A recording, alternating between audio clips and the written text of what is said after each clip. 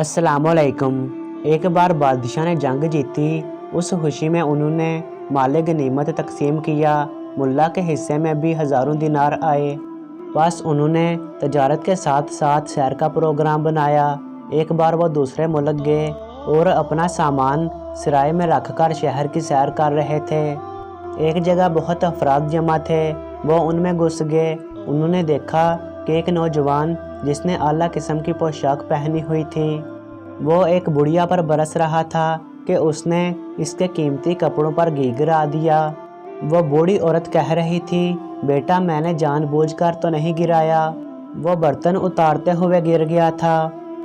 मगर नौजवान चीहो पुकार कर रहा था कि मेरा लिबास खराब हो गया, मैंने एक वज़ीर की दावत पर जाना था, अब कैसे जाऊंगा।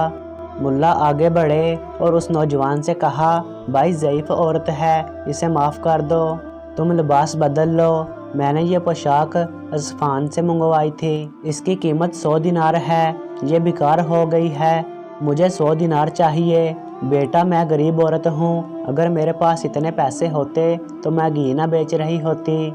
इसका फ़ैसला काजी से करवाते हैं, मुल्ला ने अचानक कहा। उसने कहा, चलो काजी के पास चलते हैं, जो फ़ैसला होगा मुझे मंजूर है।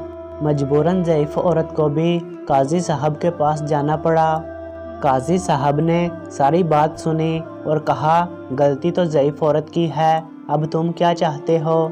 काजी का इशारा मुल्ला नसीरुद्दीन की तरफ था। काजी साहब, इस औरत की गलती से इसकी पोशाक खराब हो गई, इसका हर्जाना मैं देता हूँ, ये लें 100 दिनार। उस नौजवान ने जल्दी से 100 दिनार उठा लिए। उस पर मुल्ला ने कहा, काजी साहब मैंने इस पोशाक की कीमत अदा कर दी है, अब नौजवान पोशाक मेरे हवाले कर दे।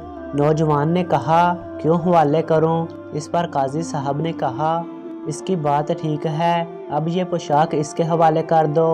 वो नौजवान कहने लगा, मैं ऐसे घर कैसे जाऊंगा। मुल्ला ने कहा, ये मेरा मसला नहीं है। काजी ने कहा, अगर तुम यही पोशाक खरीदना चाहते हो तो 100 दिनार मुल्ला को दो। वो फ़ौरन राज़ी हो गया। उसने अपने खादिम से 100 दिनार लेकर मुल्ला के हवाले किए।